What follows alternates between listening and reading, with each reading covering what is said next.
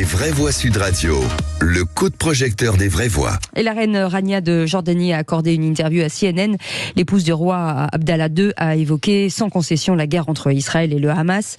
Témoin depuis le 7 octobre du conflit qui oppose ses voisins, Rania de Jordanie a partagé sa colère face aux réactions du monde occidental. Selon elle, aussitôt l'attaque sanglante du Hamas perpétrée, une grande majorité des pays occidentaux menés par les États-Unis ont évoqué le droit d'Israël à se défendre, Philippe. Et selon vous, le conflit israélo-palestinien a-t-il été géré de manière équilibrée par les Occidentaux? Comprenez-vous les critiques qui ont souvent été adressées aux Américains d'être pro-israéliens dans les négociations au Proche-Orient? Est-ce que la puissance qui était considérée comme une puissance d'équilibre, qui est la France, dans la région, peut encore y jouer un rôle? On attend vos témoignages au 0826 300 300. Et pour le moment, comme dit la reine de Rania de Jordanie, y a-t-il un 2 poids 2 mesures de l'Occident sur la gestion du conflit israélo-palestinien? Vous dites oui à 64%. Frédéric Pichon est avec nous, un professeur de géopolitique et spécialiste du Moyen-Orient. Merci d'être avec nous sur Sud Radio. Philippe Bilger, est-ce que la reine Rania de Jordanie a raison de dire 2 poids 2 mesures?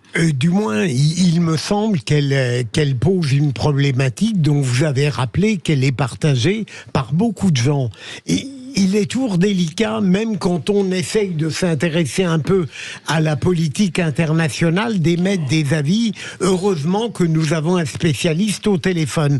Moi, ce qui me frappe, c'est que j'ai l'impression, encore une fois, sur le long terme, qu'il y a eu une forme d'inégalité au détriment, pour aller vite, de la cause arabe, au bénéfice d'Israël. Et bien sûr, je mets en dehors de ce raisonnement ce qui s'est passé le 7 octobre. Mais je me demande, et c'est une question qui me semble inévitable, est-ce que cette sorte de préférence implicite mais permanente sur le plan international donnée à Israël ne vient pas du fait que Israël a évidemment pâti d'un inoubliable, au sens propre, holocauste, et que Israël demeure dans nos têtes internationales en permanence comme une victime qui a plus de droits que les autres. Oui.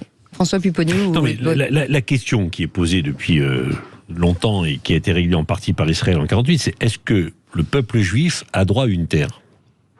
Est-ce que dans le monde qui est le nôtre, le peuple juif a droit à une terre? Un certain nombre de puissances internationales considèrent que oui. Laquelle?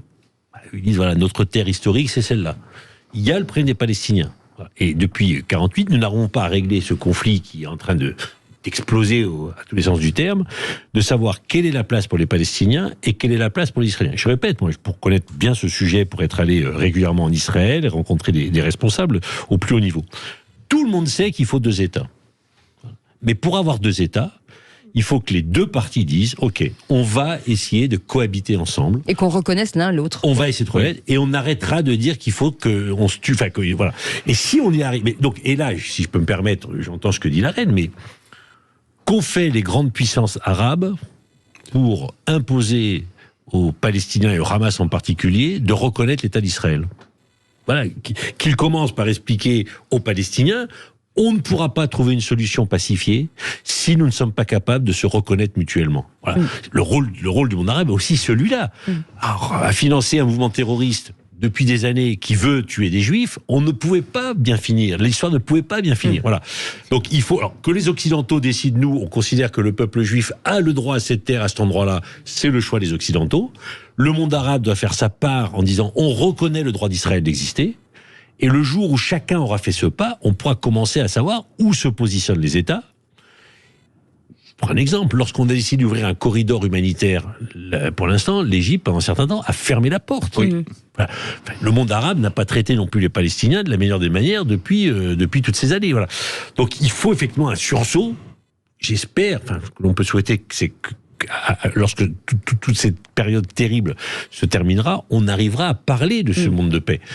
Mais les Arabes doivent faire un pas que pour l'instant ils n'ont pas toujours fait. Olivier d'Artigol. L'aspect positif dans ce drame, c'est que de nouveau la solution à 2 États réapparaît. Elle était totalement enfouie. Le processus des accords d'Abraham, qui, pour résumer, Israël faisait la paix avec des pays avec lesquels il n'était pas en guerre, et sur des accords plutôt économiques, a laissé entendre que la cause palestinienne était derrière nous. en tout cas sur la création de l'État. L'Assemblée générale des Nations Unies en novembre 1947 décide de 2 États, l'un arabe, l'autre juif. Entre la Méditerranée et le Jourdain, il y a autant de juifs que d'arabes. Il faudra donc bien arriver à cette solution à 2 États. Bien évidemment, les responsabilités sont partagées. Les pays arabes ont lâché la Palestine. Au cours des dernières années, les dirigeants arabes ont lâché la Palestine. Et de notre côté, c'est la première fois dans l'histoire politique d'Israël qu'il y a un gouvernement de cette couleur politique, avec, sur la dernière période, une accélération brutale de la colonisation en Cisjordanie qui rend impossible une viabilité territoriale d'un État palestinien au regard de ce qu'est aujourd'hui la carte, tout en disant au Hamas, prenez Gaza, ça nous va très bien. Il faudra voir ce que la commission d'enquête qui sera convoquée dira concernant les responsabilités politiques, y compris en Israël, sur la promotion du Hamas, puisque beaucoup ont joué le Hamas contre l'autorité palestinienne. Allez, Frédéric Pichon est avec nous, professeur de géopolitique et spécialiste du Moyen-Orient. Voilà, vous avez nos vraies voix.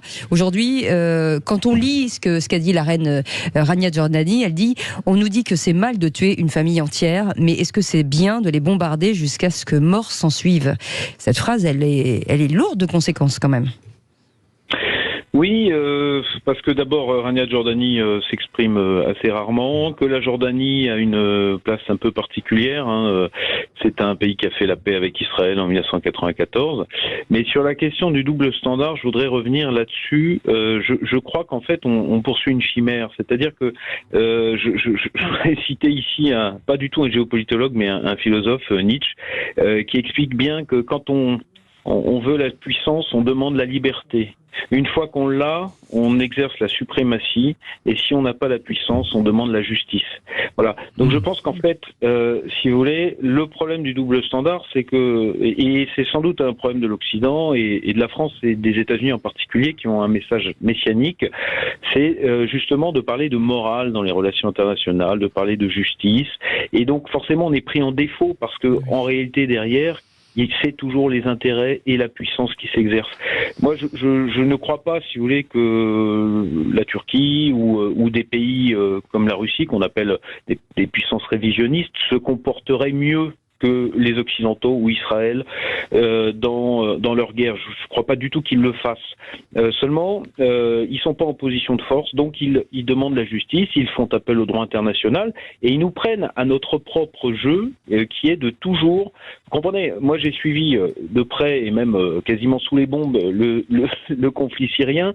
On nous a expliqué en Irak... c'est pas la Syrie, mais on n'a pas parlé de Mossoul, par exemple, de la reprise de Mossoul par les États-Unis. Ça a été un carnage. Je veux dire, cette ville a été rasée. Mais c'est ça le double standard, c'est-à-dire que quand on parle de Grozny, quand on parle de toute autre ville, quand on parle d'Alep, là on en fait des caisses, si je puis m'exprimer ainsi. Mossoul, ça a été un vrai carnage, mais c'était les États-Unis. Bon, pourquoi ? Parce qu'ils ont la suprématie.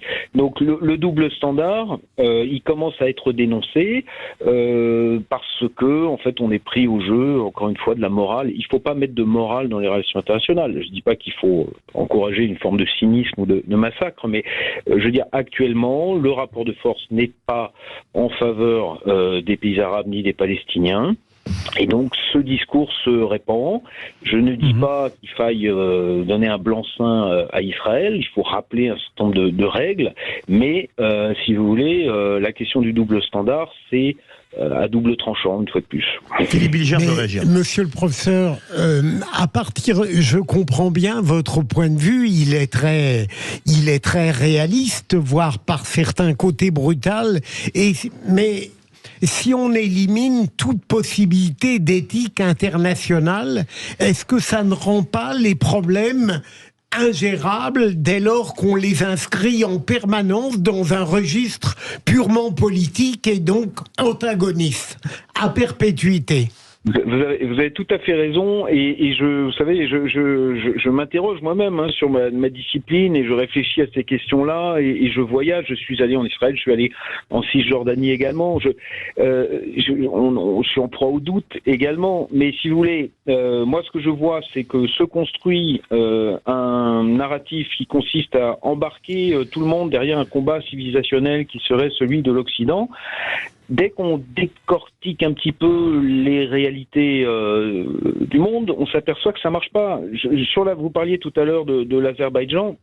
Par exemple, le principal financeur, enfin en tout cas celui qui arme l'Azerbaïdjan contre l'Arménie, c'est Israël. Ouais, sûr, je dis, et le pays qui soutient l'Arménie diplomatiquement dans la région, c'est l'Iran. Alors ça pose un peu un problème quand on nous dit Arménie, Israël, même combat, sauf que Israël n'est pas pour l'Arménie dans ce combat-là. Vous voyez, donc tout ce qui a trait à la morale et aux grandes idées me paraît toujours susceptible de toute façon se cogner à la réalité.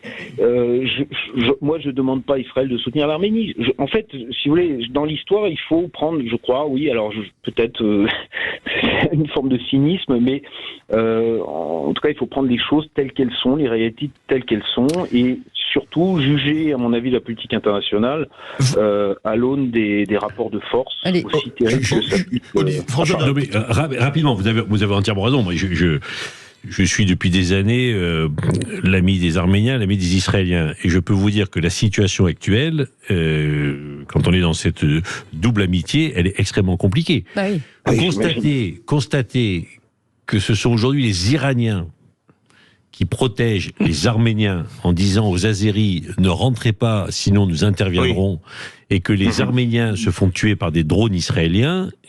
Voilà. Et c'est ce qu'on disait juste avant, mais vous avez tout à fait raison. On avait cru s'inventer un monde binaire où il y avait les gentils d'un côté et les méchants de l'autre. Un nouveau monde est en train d'émerger, même si ce monde n'était pas aussi binaire que cela, un nouveau monde avec une recomposition complète qui est extrêmement compliquée à lire aujourd'hui. Olivier d'Artigol. J'entends le thème du cynisme, mais il faut aussi continuer à vouloir changer le réel. La référence va peut-être surprendre, mais Bernanos disait, la foi, c'est 24 heures de doute et 1 minute d'espérance. Dans les journées qu'on vient de vivre, la minute d'espérance, il faut continuer à aller la chercher. Et encore une fois, je juge très positivement, même si on se dit que c'est un long chemin, que la solution à 2 États réapparaisse, enfin. Allez, vous réagissez au standard 0826 300 300. Hervé est avec nous. Hervé, une réflexion peut-être sur ce que vous entendez. Bah écoutez, moi, sur le sondage en particulier, moi je trouve ce que les gens ont voté à 64% en disant que on favorise l'Occident, mais moi je voudrais dire aussi que les médias, enfin la petite musique de la majorité des médias, elle est plutôt pro-palestinienne. Et puis d'autre part, moi je trouve que Rania de Jordanie, c'est vrai qu'elle peut difficilement faire autre chose que ce qu'elle a fait, mais il est dommage quand même, parce qu'elle veut calmer la rue arabe et en Jordanie en particulier, mais elle ne parle pas, elle n'évoque pas du tout ce qui s'est passé le 7 octobre. Elle aurait pu dire « je soutiens la cause des Palestiniens à Gaza, etc., mais en disant qu'il était inacceptable de ce qu'a fait le Hamas. » Elle a fait... Non, elle n'a pas fait. Elle a même pas fait une petite allusion. A priori, non. A priori, non. Remarque, Philippe Billiger voulait réagir. Non, pas du tout. J'avais l'impression tout à l'heure. Mais Frédéric Pichon... Elle a juste rappelé, je veux juste rappeler au monde que les mères palestiniennes aiment leurs enfants autant que les autres mères dans le monde. Donc j'imagine que ça a un lien avec Israël. Mais Frédéric Pichon, vous avez entendu Hervé d'Anthony. Il y a une question qui se pose. Est-ce qu'on n'est pas, on parle de l'Occident, à la fin de 5 siècles de domination du monde par l'Occident? Il y a eu le siècle portugais, le siècle espagnol, le siècle français, le siècle britannique, le siècle américain, et qu'on est en train de passer à autre chose. Peut-être un siècle chinois, hein? Oui, alors comme vous le disiez tout à l'heure, moi j'ai aucune idée du siècle, de la nationalité du siècle sur lequel nous allons déboucher. Ce qui est sûr, c'est que nos mots, nos actes, je parle si tant est que l'Occident existe, mais nos mots et nos actes ne sont plus efficaces. Je veux dire, on est pris en défaut de nos grandes déclarations et notre manière d'être aussi dans le monde est de plus en plus critiquée. Donc c'est vrai que ça n'imprime plus. C'est la fin d'un cycle, naturellement. il y a de nombreuses raisons à cela, des raisons démographiques d'ailleurs, au passage. Je vous rappelle qu'au début du XXe siècle, l'Europe, c'était, en tout cas la population européenne, c'était 15% de la population mondiale. Je crois qu'on est descendu aux alentours de 5% désormais. La question, alors... Moi, je fais pas partie des occidentalistes, si vous voulez, qui sont pour une dernière, comme certains milieux néoconservateurs français, qui pensent qu'il faut, taper et assurer notre suprématie avec ce qu'il en reste, malgré le peu de puissance qui nous reste. Et je crois que dans la question d'Israël, on voit bien qu'il y a un alignement là-dessus. Je suis pas de ce bord-là, mais en même temps, je ne pense pas. Avec ceux qui voient la fin de l'Occident, je pense pas que ce soit ni souhaitable pour le moment, ni même qu'on puisse voir se profiler une puissance chinoise, russe ou indienne, parce que il y a trop d'ambiguïté, il y a trop de rivalité entre ces puissances-là. Comme disait je ne sais plus quel auteur, le gendarme américain est un gendarme maladroit et brutal, mais parfois il vaut mieux avoir un gendarme maladroit et brutal que pas de gendarme du tout. Oui. Et je pense qu'on va déchanter quand le gendarme va rentrer à la maison. Juste une dernière petite question, mais une phrase en tout cas une réponse très rapide. Quand la reine déclare que l'Occident est, selon elle, complice de la perte de vie palestinienne à Gaza, on est un peu, d'après ce que vous dites tous, un peu dans l'hypocrisie, on est d'accord ? Non, moi je suis un peu étonné. Je peux comprendre la position géopolitique, ok, c'est la reine qui s'exprime. La vraie question, c'est est-ce qu'un pays démocratique a le droit de se défendre avec tous les drames que ça peut entraîner lorsqu'il est attaqué par une organisation terroriste. Et cette question, elle est universelle. Voilà. Un État dont on veut la disparition. Dont on veut en plus la disparition, mais qui est un État démocratique. Enfin, tout le monde peut critiquer Israël, sauf que c'est une démocratie. Cette démocratie a-t-elle ce droit de se défendre lorsqu'elle est attaquée ? Oui ou non ? Visiblement, ça fera l'objet d'un vrai sujet. En tout cas, merci mille fois à Frédéric Pichon d'avoir été avec nous, professeur de géopolitique et spécialiste du Moyen-Orient. Merci à notre vraie voix du jour, Hervé.